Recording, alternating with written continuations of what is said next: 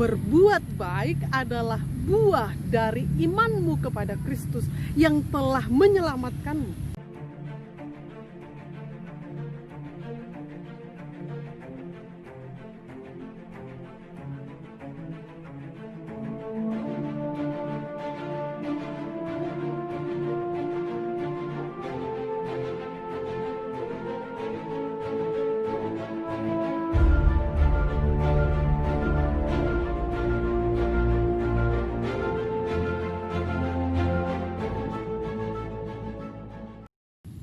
Shalom saudara-saudari terkasih, senang berjumpa kembali dengan saudara-saudari dalam firman Tuhan hari ini yang tertulis dalam kitab Roma pasal 3 ayat 24, demikianlah firman Tuhan. Dan oleh kasih karunia telah dibenarkan dengan cuma-cuma karena penebusan dalam Kristus Yesus. Saudara-saudari yang terkasih, pada firman Tuhan hari Senin kita telah diingatkan untuk memperbaiki tingkah laku dan perbuatan kita, supaya Tuhan menyesal atas ancaman yang telah direncanakannya. Saudara-saudari yang terkasih, dan hari ini Paulus kembali mengingatkan kepada kita bahwa keselamatan kita ternyata ada di tangan Tuhan, dan hanya Tuhan yang bisa melakukannya. Jadi tidak ada manusia yang bisa melakukan atau membuat usaha untuk menyelamatkan diri. Dikatakan juga dalam surat Efesus bahwa bukan atas hasil usaha kita juga keselamatan kita, tapi itu adalah karena kasih karunia. Dikatakan dalam bahasa Batak, bahasa nih Batak. Dalam bahasa Yunani dikatakan karis.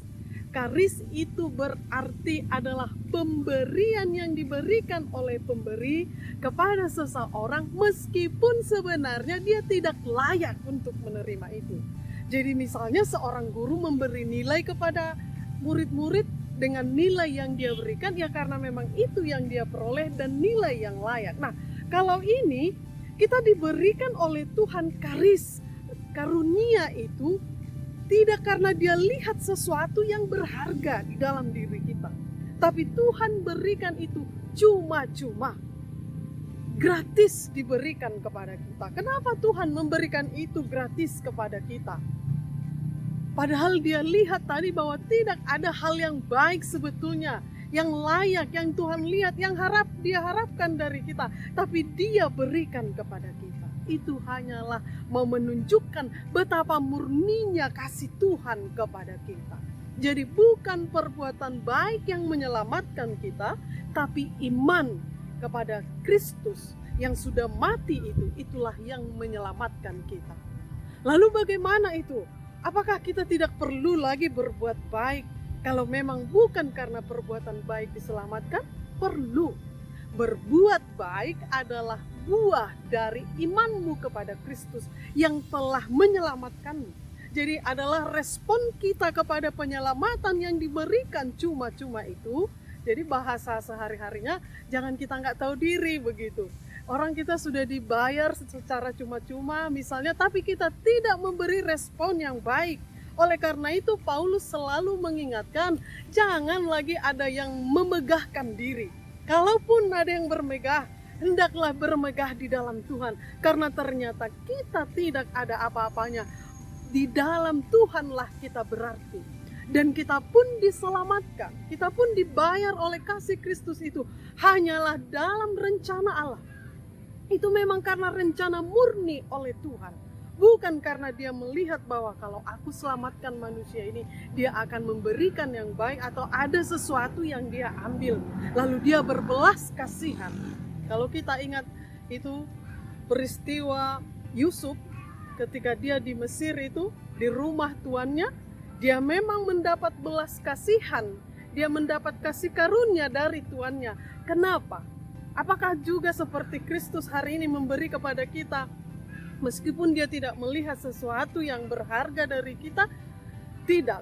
Tapi Yusuf mendapat kasih karunia dari tuannya karena tuannya melihat bahwa setiap yang dilakukan Yusuf adalah berhasil. Lalu tuannya berpikir, oh ini sangat menguntungkan bagi saya. Nah, tidak demikian dengan Tuhan. Dia memang murni memberikan kasih-Nya kepada saya dan saudara adalah dalam rencana penyelamatan yang telah Tuhan siapkan sejak manusia itu jatuh di dalam dosa. Dikatakan saudara-saudari di sini dalam Roma pasal 3 ini dibenarkan. Dibenarkan itu artinya sebetulnya tidak benar, tapi dibenarkan. Jadi tidak ada alasan kita untuk merasa benar di hadapan Tuhan. Karena dalam Roma pasal 3 ayat 10 sudah jelas dikatakan tidak ada seorang pun yang benar. Semua manusia itu, bahkan di ayat 23 dikatakan semua jatuh ke dalam dosa dan kehilangan kemuliaan Allah. Setelah manusia itu kehilangan kemuliaan Allah, lalu bagaimana dia akan bertemu dengan Allah? Apakah manusia bisa dengan caranya sendiri? Tidak. Hanya Tuhan yang bisa memberikan penyelamatan kepada manusia, bukan dengan hasil usaha manusia. Oleh karenanya Bapak Ibu Saudara sekalian, dalam firman Tuhan hari ini telah mengajak kita untuk mensyukuri rahmat yang cuma-cuma itu. Tapi bukan karena cuma-cuma, bukan berarti rahmatnya murah, tidak. Kita ini dibayar mahal dengan darah Kristus. Darahnya itu yang menjadi bayar atas keberdosaan kita. Oleh karenanya Bapak Ibu Saudara sekalian, marilah kita merespon dengan baik pemberian Tuhan yang berharga itu, nyawa yang sudah diberikan kepada kita itu, hendaklah kita respon dengan baik. Yang pertama, kita harus menyadari bahwa tidak ada beda-bedanya kita di hadapan Tuhan. Kita ini semua sama di hadapan Tuhan.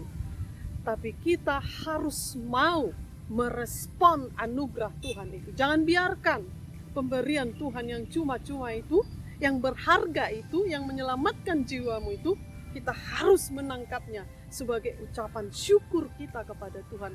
Dan oleh karenanya, kita pun tidak akan menyia-nyiakan kehidupan lagi. Karena Tuhan sudah memberikan yang terbaik kepada kita melalui Kristus Yesus. Amin. Tuhan Yesus memberkati. Shalom.